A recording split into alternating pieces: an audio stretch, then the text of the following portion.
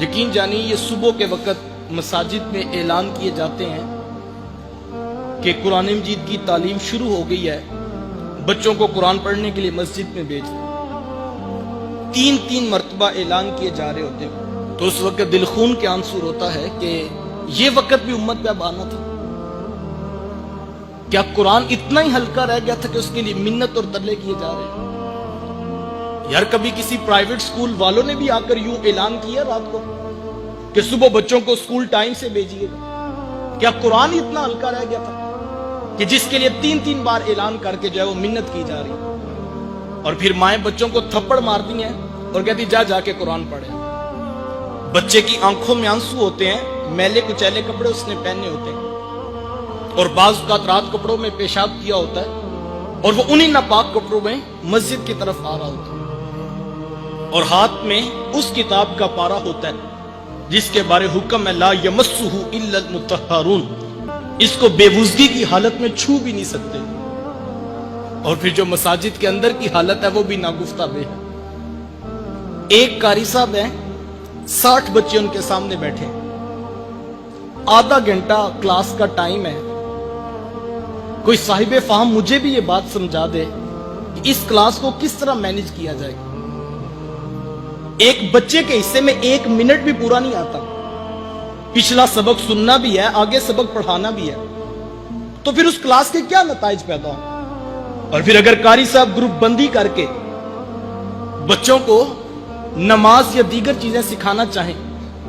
تو مائیں دروازوں پہ پہنچ جاتی ہیں کہ قاری صاحب کو نہیں پتا کہ بچہ اسکول سے لیٹ ہو رہا ہے، سارا دن اسے آج ہی سکھانا تھا۔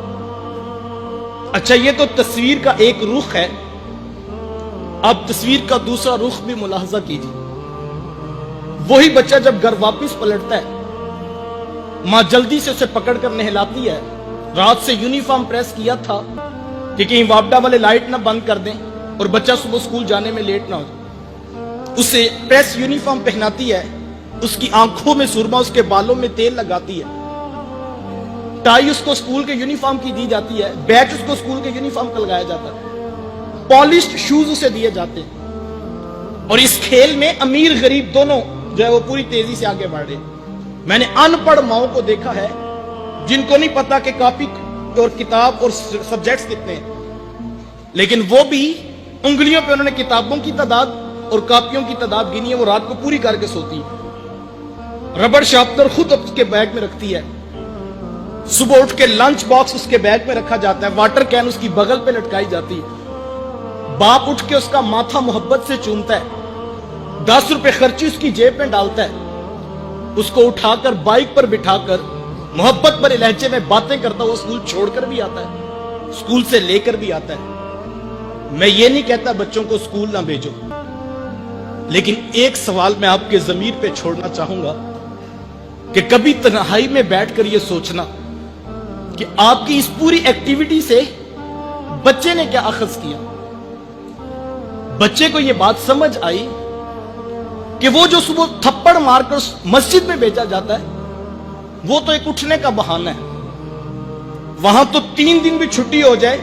نہ قاری صاحب کی طرف سے پیغام آتا ہے، نہ ماں باپ پریشان ہوتے ہیں کہ تو 3 دن مسجد کیوں نہیں گیا۔ اور یہ اصل کام ہے جس کے اوپر پورے خاندان کی توجہ لگی۔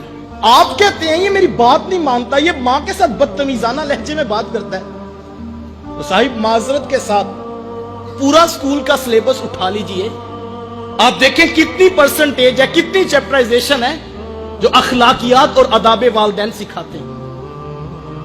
صاحب پوری کیمسٹری کھنگال مارو، کیمسٹری نہیں بتاتی کہ ماں کی سستی کا نام ہے، فزکس کے سارے اصول ایک پلڑے میں ڈال لو، فزکس کا کوئی اصول نہیں بتاتا کہ باپ کی سستی کا نام ہے۔ یہ سبق فزکس، کیمسٹری اور بایو نے نہیں پڑھانا تھا، یہ سبق یا تو رب کے قرآن نے پڑھانا تھا یا محمد کی میٹھی بولی نے سنانا تھا، لیکن ہم نے نہ بچوں کو قرآن پڑھایا نہ بچوں کو حدیث پڑھائی، اور نتیجہ وہ مانگ رہے جو قرآن اور حدیث سے پیدا ہونا تھا۔ وہ کیا کسی نے کہا تھا کہ تم نے خود ہی تو زمین میں انسانوں کے سر بوئے ہیں، تم نے خود ہی تو زمین میں انسانوں کے سر بوئے ہیں، اب فصل خود اگلتی ہے تو شکوہ کیسا؟